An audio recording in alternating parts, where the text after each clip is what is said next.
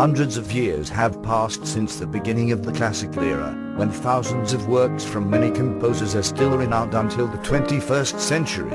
However, only a few composers of the classical period are widely known. One of them is Beethoven, whose works are some of the most pleasurable works there is throughout the whole musical world.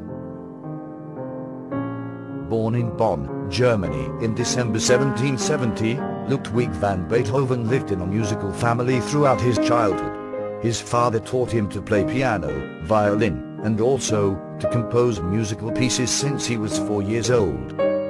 Due to the constant training from his father, Beethoven, at a very young age of 11, was able to play the piano and to sight-read manuscripts very well. He went to Vienna, the hub of composers and works, for a trip in 1787 and met Mozart. He played for Mozart, and Mozart was very impressed with Beethoven's ability of performing. Fortunate for Beethoven, Haydn passed through Bonn from Haydn's trip from England, and saw Beethoven performing. Haydn was impressed and accepted Beethoven as his student to learn composition further with Haydn in Vienna. Beethoven's career went into a further success when he moved to Vienna in 1792. Although Beethoven did not get along very well with Haydn's teaching, he managed to start his career as a pianist in Vienna, where he lived for the rest of his life. His works contain great expressions and they all have a meaning behind each and every work he has created. Beethoven started to become deaf in the year 1800 and his personality started to change over time. However, some of his best works were created in this period.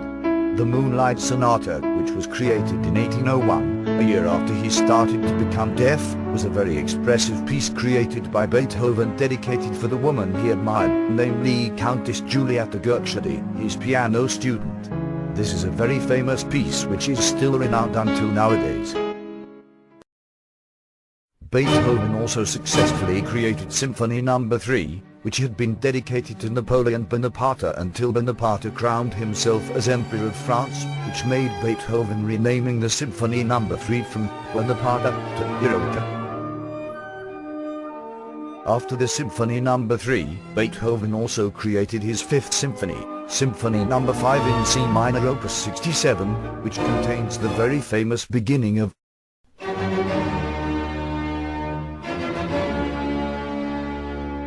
which is used in many situations, even in the cartoon show Tom and Jerry, Much Ado About Mousing.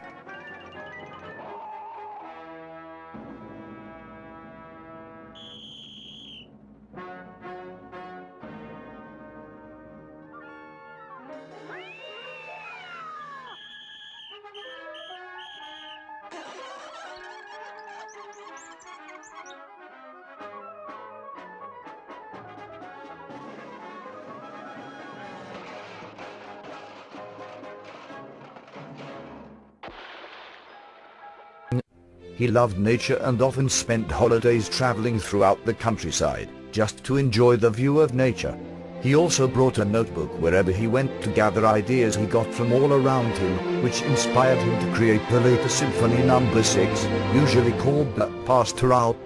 Inside the piece, Beethoven wrote about birds singing, waterfalls, and thunderstorms. Even when Beethoven became completely deaf in the year 1820, his ability in composing masterpieces was still unbeaten. In the year 1824, the Symphony No. 9 in D minor Opus 125, which contains the well-known chorus as the last movement of it, the Ode to Joy, was created. Beethoven conducted the premiere of this symphony. He was completely deaf, that an orchestra member turned him around at the end of the performance so that Beethoven could notice the audience was applauding enthusiastically. Other great works include his sonatas, especially the Sonata No. 8, Pathétique, and Sonata Appassionata in F minor Opus 57, and also his only opera Fidelio. Although Beethoven only created works for the piano in his early life, Beethoven created work symphonies for and string quartets as well, which resulted him to be a global instrument composer. His piano masterpieces are also able to be played in violin, guitar, and other instruments as well. Beethoven, unfortunately, at the year 1826 caught a severe cold and passed away on March 26, 1827. Although his life was not a very long one, he is still remembered as one of the greatest composers of music. Besides from having created astoundingly beautiful and pleasurable masterpieces, Beethoven served as the bridge from the classical period to the romantic period due to his modifications in style, which is most notable in his Symphony No. 5, which is a very different introduction than all other symphonies.